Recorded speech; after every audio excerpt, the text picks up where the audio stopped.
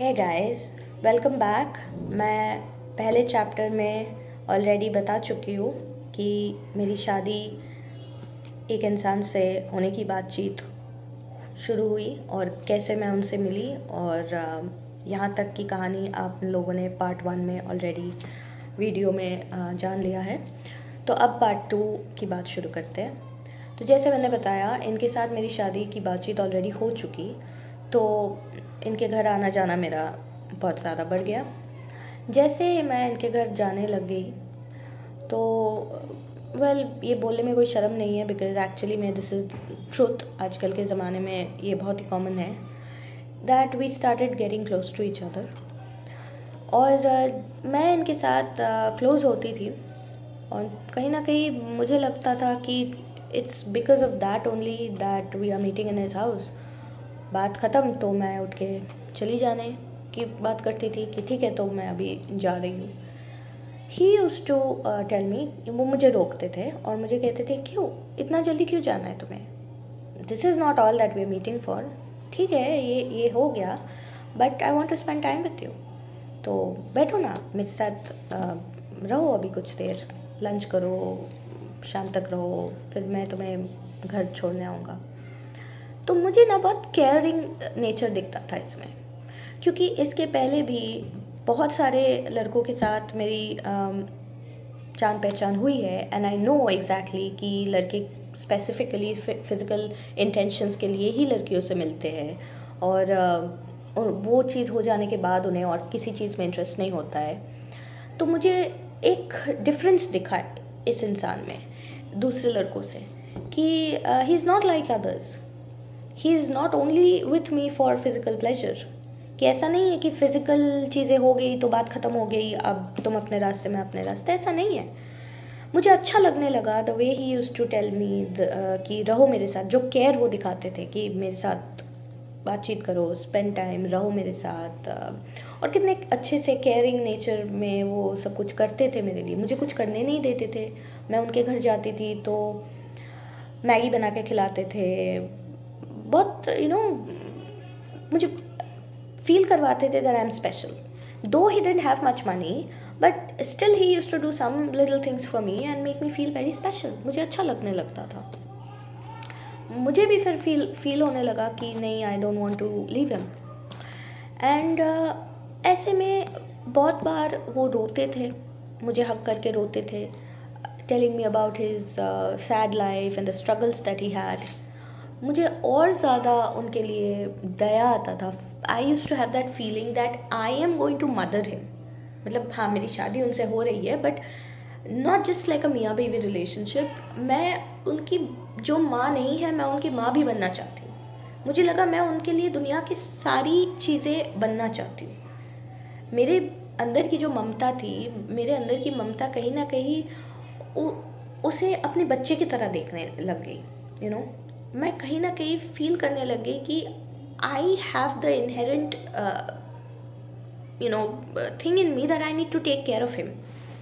कहीं ना कहीं मेरे अंदर की एक आवाज़ ने मुझे कहा कि ये तुम्हारी रिस्पॉन्सिबिलिटी है, अब से you need to take care of him. He is not alone in this world any more. इनकी ज़िंदगी संवरने का दायित्व अभी तुम्हारा है।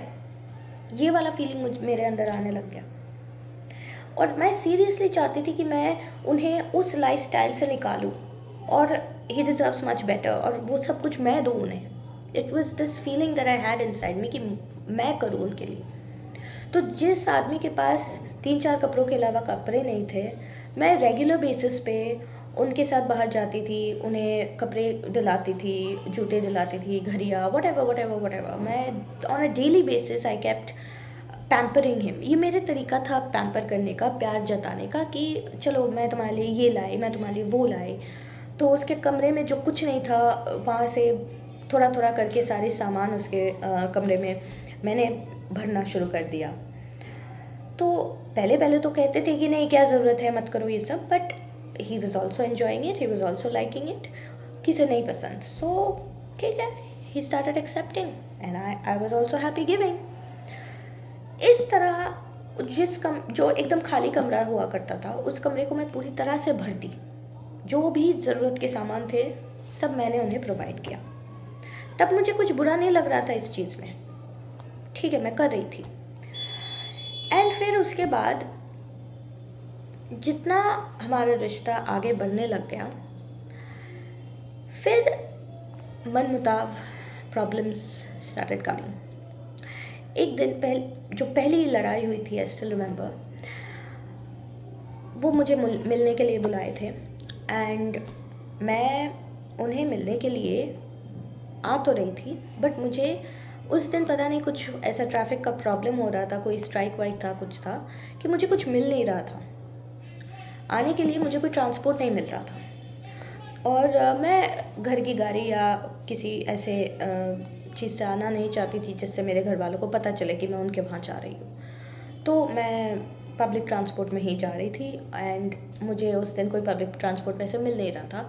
एंड माइंड यू, उनका घर मेरे घर से तकरीबन कुछ 20 किलोमीटर की दूरी में है, बहुत दूर में है, कुछ छोटा मोटा डिस्टेंस नहीं है।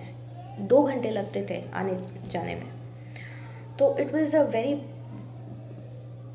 Huge distance. और ऐसे में मुझे अपने ऑफिस के एक पुराने कोलीग मिल गए रास्ते में जो उस तरफ जा रहे थे। तो इत्तेफाकन मैंने उनसे मुलाकात हो गई। तो मैंने कहा मुझे ड्रॉप कर दीजिए। उन्होंने नॉर्मली मुझसे पूछा कि वेयर आर यू गोइंग, और आज रास्ते में ऐसे वैसे भी कुछ मिलने वाला है नहीं, चलो मैं तुम्हें ड्रॉप कर देता हूँ। तो पुराने कोलीग है, जान पहचान है, तो मैंने बोला ठीक है। तो मैं उनके बाइक पे चढ़ी और मैं इनके यहाँ आके उतर गई। इन्होंने खिड़की से देखा कि मैं बाइक से उतर रही हूँ किसी लड़के के साथ। तो मैं जैसे ही घर के अंदर आई, कुछ भी पूछे बगैर उन्होंने मुझ पे एक तमाचा मारा। जैसे ही मैं अंदर घुसी, अंदर दरवाजे से घुसते बराबर मेरे गाल पे एक चांटा पड़ा। मैं हिल गई, मैं चौकन्ने रह गई कि ये क्या हुआ। तो आई वाज लाइक मैं क्या पूछूं, मुझे ये भी समझ में नहीं आ रहा था, बिकॉज मैं कहीं पे भी ये चीज़ एक्सपेक्ट नहीं कर सकती थी कि he will hit me. And मुझे पहली दफ़ा तो मेरे दिमाग में ये आया कि हो सकता है कि मैं लेट हो गई इसलिए, क्योंकि मैं बहुत पहले आने वाली थी और रास्ते के इतना झिक की वजह से मुझे इतना लेट हो गया। तो मैंने उन्हें कहा मैं इतनी बैफल्ड हूँ, मुझे पता भी नहीं मैं उनसे क्या बात करूँ। ऐसे क्या हुआ, why did you hit me, I mean I am sorry I got late, मुझे रास्ते में कुछ नहीं मिल रहा था इसलिए मैं लेट हो गई। And he was like are you kidding me, तुम गुलछरिया उड़ा रही हो और मैं तुम्हें मारूँ ना? तुम क्या एक्सपेक्ट कर रही हो, तुम बाहर से मुंह मार के आओगी और मैं तुम्हारी आरती उतारूँ? I was like what are you even saying. फिर उन्होंने कहा कि मैंने साफ अपने नज़रों से देखा है कि तुम एक लड़के के बाइक से उतर के यहाँ पे आई, तुम एक लड़के के साथ अभी समय बिता के फिर आ रही हो मेरे साथ समय बिताने, तुम क्या बाजारू औरत हो, ये वो। He started showing so much temper and started telling me things जो मैं अपने वाइल्डेस्ट इमेजिनेशन में भी कभी नहीं सोच सकती थी that he would tell me all these things. मैं रोने लग गई and he made me feel guilty, जहाँ पे मेरी कोई गलती थी ही नहीं। उनका नेचर ही ऐसा मैनिपुलेटिव है कि वो बातें घुमा के ही मेरे ऊपर डालते हैं ताकि मेरी कोई कसूर ना होते हुए भी मुझे लगे कि मेरी कसूर है। मैंने उन्हें बोला, पता नहीं मैंने क्यों सॉरी बोला, लेकिन उस टाइम पे मुझे लगा कि मेरी कसूर है। I said I am so sorry, मुझे नहीं लगा था कि आपको इतना बुरा लग जाएगा, मैंने ऐसा कुछ नहीं किया, मेरा इनके साथ कुछ नहीं है। फिर और हेलमेट की वजह से तो इन्होंने सही से देखा भी नहीं कि वो आदमी कौन है। फिर मैंने कहा कि ये तो ऑफिस का वो है, उसके साथ मैं आई हूँ। एंड ही वाज लाइक ये कहाँ से मिल गया तुमको, मतलब तुम उनसे मिलती हो, मतलब तुम उसके साथ टच में हो, ऑफिस छोड़ने के बाद भी तुम दोनों का अभी चक्कर चल रहा है, ये वो। सुनने के हालत में था ही नहीं। एक्चुअली में वो नशा करता है, तो उसमें उस दिन शायद उन्होंने नशा किया था, शायद उनका बिल्कुल भी आपा अपने आप से बाहर था, शायद वो इस जहन में ही नहीं थे कि समझ सके कि एक्चुअली में क्या हो रहा है वहाँ पे। I don't know what, but उस समय तो मुझे नहीं समझ में आया कि ये क्या हुई, बात क्या हुई। बट ही स्टार्टेड अब्यूसिंग मी, बहुत गंदी गंदी बातें करने लग गए। मुझे लगा कि मैंने कुछ गलत कर दिया और मेरे वजह से रिश्ते में दरार पड़ गई, तो मैं उनसे माफ़ी मांगने लग गई। मैं आप लोगों को एक चीज़ बताना चाहती हूँ कि have confidence in your self. अगर आपने कोई गलती नहीं की है, जस्ट बिकॉज कोई आपको कह रहा है कि आपकी गलती है, कोई आपको ज़बरदस्ती ये कह रहा है कि आपकी गलती है, मत मान लीजिए कि आपकी गलती है। अगर आपको नहीं लगता है ना कि आपने कोई गलती की है, तो किसी और के कहने पे ये मत मान लीजिए कि आपने कोई गलती की है। मैंने वही बेवकूफ़ी की कि मैंने वो चीज़ मान ली कि मेरी गलती है, जबकि नहीं थी। उतनी अकल थी नहीं मुझे उस वक्त। अब मैं देख रही हूँ कि मैं उनसे माफ़ी मांग रही हूँ, बट इन्होंने मुझे माफ़ नहीं किया। एंड ही फोर्स्ड मी कि मैं इनका पैर पकड़ूँ। जस्ट इमेजिन कि हमारे रिश्ते को कितने ही वक्त हुआ है। इन्होंने मुझसे पैर पकड़वा के माफ़ी मंगवाया। ही सेड कि तुम्हारी ऐसी वैसी माफ़ी मुझे नहीं चाहिए, पैर पकड़ के माफ़ी मांगो। मैं सच में मुझे याद करते हुए भी कैसा शर्म आ रही है कि उस वक्त मैं इतनी मोह में थी, उनके प्यार के मोह में, कि मैं उनका पैर तक पकड़ के उन्हें सॉरी बोला, जबकि मेरी गलती थी भी नहीं। हमारे रिश्ते की खटास वहीं से शुरुआत हो चुकी थी। फिर उस दिन इतना रात हो चुका कि मैं वहाँ से जा नहीं पाई। ठीक है, कोई एक बहाना बना दी थी घर पे, और कोई फ्रेंड के घर में रुक रही हूँ, ये वो करके मैंने बहाना बना दिया और मैं घर नहीं गई। और वैसे भी रोना धोना करके मैं इतनी टायर्ड हो चुकी थी दैट मैं वहीं पे रुक गई उस रात। उन्होंने मुझे सॉरी तो बोला, बट उनका रवैया मेरे प्रति बहुत हार्श होने लग गया उस दिन। और उस दिन बिकॉज ट्रैफिक के इतने प्रॉब्लम्स थे, बिकॉज उस दिन ट्रांसपोर्ट उतना आसानी से मिल नहीं रहा था, बिकॉज इतना लेट हो चुका था और मेरे घर से ये इतनी दूर में थी ये जगह कि मैं हेल्पलेस थी। मैं चाहकर भी घर नहीं जा सकती थी। तो इनके बैड बिहेवियर सहने के बावजूद भी मैं वहाँ पे रह गई। मुझे लगा कि चलो अब नहीं तो कुछ देर बाद ये मान जाएंगे, सब चीज़ें आराम से हो जाएंगी, बट नहीं हुआ। बात बात पे वो और ज़्यादा भड़कने लग गए, बात बात पे मेरे साथ और ज़्यादा बुरे बर्ताव करने लग गए, बदतमीज़ी से पेश आने लग गए। मुझे लगता है कि 2-3 और वायलेंसेस हुई। मारे नहीं, ऐसे ऐसे ऐसे थप्पड़ नहीं मारा, लेकिन वायलेंस करने के ना और भी तरीके होते हैं। सिर्फ एक थप्पड़ ही काफ़ी नहीं होता है वायलेंस के लिए। There is other things also जिससे आप वायलेंस कर सकते हो। जैसे कि the way he was holding me, बहुत दर्द हो रहा था मुझे। ऐसे हाथ पकड़ रहा था तो इतने ज़ोर से हाथ पकड़ रहे थे कि ब्लैक मार्क्स हो रहे थे हाथ में। मैं कुछ बोलने जा रही थी तो मुंह दबा रहे थे, इस तरह पूरा मुंह दबा के एकदम जोर से दबाना, या फिर गला पकड़ना, चुप हो जा, बिल्कुल चुप हो जा, एक लफ्ज़ नहीं। तो एक हाथ से मेरा गला इस तरह पकड़ना, एक हाथ से मेरा मुंह इस तरह दबाना। तो ये सब चल रहा था उस रात को। बाद में मुझे जब सारी सिचुएशन समझ में आई, तब ये समझ में आया कि he was fully intoxicated. He used to do drugs and all, he was fully intoxicated. और नशे के हालत में उनके अंदर हैवानियत इतनी जाग चुकी थी कि उन्होंने मेरे साथ ये सब किया, जो चीज़ मुझे उस वक्त समझ में नहीं आ रही थी। मुझे नहीं समझ में आ रहा था ये क्यों कर रहे हैं इस तरह।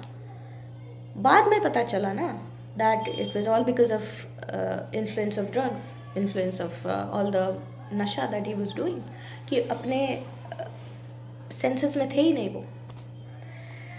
जो लोग नशा करते हैं उनका अपने आप से कंट्रोल चला जाता है और उनके अंदर गुस्सा बहुत हो जाता है, अपने आप को कंट्रोल नहीं कर पाने की वजह से उन्हें समझ में नहीं आता है कि how to handle the anger, how to handle the frustration. उनके अंदर का जितना फ्रस्ट्रेशन होता है, जितना एंगर होता है, वो सब निकल आता है। छोटे चीज़ को भी बहुत एग्जैजरेट करके देखते हैं या फिर रिएक्ट करते हैं। एक छोटी सी चीज़ पे भी रिएक्शन बहुत ज़्यादा हो जाता है, बिकॉज अपने आप का कंट्रोल ही खो बैठते हैं ये लोग। तो दैट्स एग्जैक्टली व्हाट हैपेंड। और रात भर ये मेरे करीब आए भी नहीं, मतलब वायलेंस के अलावा नॉर्मली प्यार मोहब्बत के साथ मेरे पास आए भी नहीं। रात को सोते वक्त भी मैं बिस्तर पे सो रही थी और ये नीचे सो रहे थे। मैं इतनी डर रही थी ना, आई टेल यू, सच में मुझे इतना डर लग रहा था। मुझे लग रहा था कि ये मार देंगे मुझे सच में लगा उस रात कि मैं मर जाऊंगी। और मैं बीच बीच में उठ के भागने की कोशिश कर रही थी। हालांकि तब इतनी रात हो चुकी थी, मेरी सेंसेस भी काम नहीं कर रही थी कि मैं इतनी रात को भाग के कहाँ जाऊंगी। बट और जगह भी बहुत सुनसान इलाका था, तो भाग के बाहर भी मुसीबत। मुझे नहीं पता मैं क्या करती, पर मैं किसी तरह से सोच रही थी कि मुझे अपने जान छुड़ाना है यहाँ से। मैं डिस्ट्रेस मैसेजेस भेजना चाहती थी अपने फ्रेंड्स को, बट मेरा फ़ोन भी ये ले चुके थे। मेरा फ़ोन भी इनके पास था और ये नीचे ज़मीन पे सो रहे हैं किसी तरह से मेरा फ़ोन दबा के, ताकि मैं फ़ोन भी ना ले सकूं। मैं पूरी रात सो नहीं पाई और मैं तरकीबें सोच रही थी कि किस तरह मैं यहाँ से निकलूं या मदद पुकारूं। मैं वेट की कि किस टाइम पे वो बिल्कुल सो जाएंगे और मैं अपना फ़ोन चुरा सकूं, अपना ही फ़ोन चुरा सकूं। ऐसा एक मौका मुझे मिला जब ये सो चुके और मैं आहिस्ता से इनके सर के नीचे से दबा हुआ फ़ोन किसी तरह से मैंने निकाला और छुप छुप के टिपी टोड मैं बाथरूम में गई कि बाथरूम से मैं फ़ोन करूँगी तो इनको सुनाई देगा, तो मैं मैसेज भेजूँ। अब अनफॉर्चुनेटली बाथरूम में कोई सिग्नल नहीं मिल रहा था मुझे। वैसे भी ये सुनसान एरिया था और स्पेशली बाथरूम के अंदर मुझे कोई सिग्नल नहीं मिल रहा था। मैं मैसेज भी करूँ तो मुझे समझ में नहीं आ रहा था। मैं उस वक्त पैनिक में थी, मैं इतनी पैनिक मोड में चली गई थी कि मैं किसको मैसेज करूँ, क्या मैसेज करूँ, मुझे नहीं समझ में आ रहा था। बट फॉर सम रीज़न मैं कुछ एक दो दोस्तों की नंबर्स निकाल के मैंने उन्हें सब मैसेज करने लगी। और उस वक्त व्हाट्सएप नहीं था, रिमेंबर, कोई ग्रुप वूप नहीं था। मैं नॉर्मल SMS ही सेंड कर सकती थी। तो कुछ एक दो फ्रेंड्स को मैंने SMS में लिखा कि मैं ऐसे ऐसे जगह में हूँ। मैंने एड्रेस लिखा और मैंने कहा प्लीज़ गेट हेल्प, मुझे यहाँ से निकालो, मैं फंस चुकी हूँ, I need help, come quick. तो ऐसा कोई मैसेज मैंने टाइप किया। Unfortunately before I could send the messages, इनका नींद खुल चुका था, इन्हें समझ में आ चुका था कि मैं फ़ोन लेके बाथरूम में भाग गई। तो ये आए और बाथरूम का दरवाज़ा तोड़ दिए। वैसे भी प्लास्टिक का दरवाज़ा था, एक छोटा सा छत का कमरा, उसमें कौन सा बहुत स्ट्रॉन्ग डोर्स एंड वगैरह कुछ होगा। प्लास्टिक का दरवाज़ा था, एक लात मारा, दरवाज़ा तोड़ दिया उन्होंने। वहाँ मैं खड़ी काँप रही हूँ हाथ में फ़ोन लेके। मुझे नहीं पता अब मैं क्या करूँ, मुझे नहीं पता अब मैं बचूंगी भी कि नहीं। फिर से मार शुरू हुई, फिर से मेरे हाथ से फ़ोन ले लिया और धमाधम मारना शुरू हो गया। क्या कर रही हो तुम? बाथरूम के अंदर से तुम किसको फ़ोन कर रही हो? फिर से तुम आशिक को फ़ोन कर रही हो? अभी भी दिमाग में वही बातें चल रही है उनकी कि मेरी आशिक है, ये है, वो है। फ़ोन लेके इन्होंने देख लिया कि मैंने मैसेजेस भेजे। अब उतने रात को अगर मुझे डिस्ट्रेस कॉल करना है, मुझे मदद की ज़रूरत है, तो मैं किसी मेल फ्रेंड को ही बुलाऊंगी ना।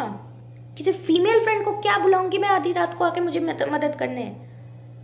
तो बिकॉज मेरे फ़ोन में मैंने वो मैसेजेस अपने एक दो मेल फ्रेंड्स को भेजे थे, इन्होंने पढ़ा और इन्होंने बोला तो ये तो है तुम्हारे आशिक, ये तो है तुम्हारे बॉयफ्रेंड्स।